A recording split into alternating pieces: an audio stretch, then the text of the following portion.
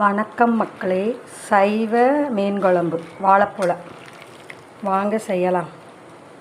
அதுக்கு வாழைப்பூவை நல்லா க்ளீன் பண்ணி வச்சுக்கிட்டேன். இதில் உப்பு, மிளகாய்த்தூள், கொஞ்சம் அரிசி மாவு, கொஞ்சம் கடல மாவு பிசைஞ்சு தனியாக பொரித்து வச்சுக்கணும்.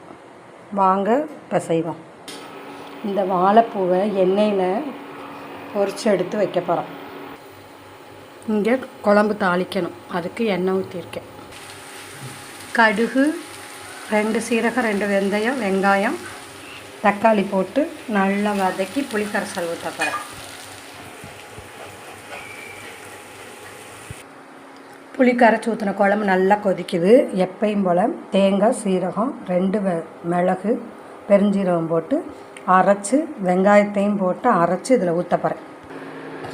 எண்ணெயில் போட்டு பொரிச்சு எடுக்கணும். ஆனால் நான் எண்ணெயை ஊற்றி நல்லா ஃப்ரை பண்ணி வச்சுருக்கேன். இது குழம்பு கொதிக்கவும் இதை தூக்கி போட போகிறேன். இந்த குழம்பு ரெடி ஆயிடுச்சு. அவ்வளோதான். நீங்களும் ட்ரை பண்ணுங்கள். சைவ மீன் குழம்பு. வணக்கம் மக்களே. சைவ மீன் குழம்பு வாழைப்பூவில் வாங்க செய்யலாம். அதுக்கு வாழைப்பூவை நல்லா க்ளீன் பண்ணி வச்சுக்கிட்டேன். இதில் உப்பு, மிளகாய்த்தூள், கொஞ்சம் அரிசி மாவு, கொஞ்சம் கடல மாவு பிசைஞ்சு தனியாக பொரித்து வச்சுக்கணும். வாங்க பிசைவோம். இந்த வாழைப்பூவை எண்ணெயில் பொரித்து எடுத்து வைக்க போகிறோம். இங்கே குழம்பு தாளிக்கணும். அதுக்கு எண்ணெய் ஊற்றிருக்கேன். கடுகு, 2 சீரகம், 2 வெந்தயம், வெங்காயம், தக்காளி போட்டு நல்லா வதக்கி புளிக்கரைசல் ஊற்ற போகிறேன். புளி கரைச்சி ஊற்றின குழம்பு நல்லா கொதிக்குது.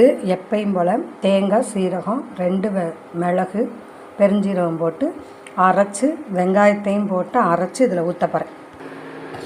எண்ணெயில் போட்டு பொரிச்சு எடுக்கணும். ஆனால் நான் எண்ணெயை ஊற்றி நல்லா ஃப்ரை பண்ணி வச்சுருக்கேன். இது குழம்பு கொதிக்கவும் இதை தூக்கி போட போகிறேன்.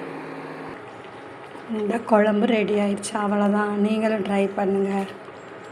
சைவ மீன் குழம்பு.